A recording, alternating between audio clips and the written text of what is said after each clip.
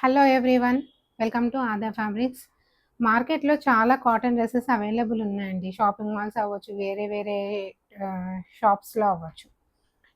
కానీ నా దగ్గర ఎందుకు కొనాలి అన్న దాని గురించి ఒక చిన్న క్లారిటీ చెప్పాలండి. ఎందుకంటే వీటి క్వాలిటీ చాలా బాగున్నాయి. ఇవి 3 పీస్ సెట్స్ కుర్తాస్ అండి. ఇందులో చాలా కలర్స్, ఫ్యాబ్రిక్స్, ప్యాటర్న్స్ చాలా ఉన్నాయి.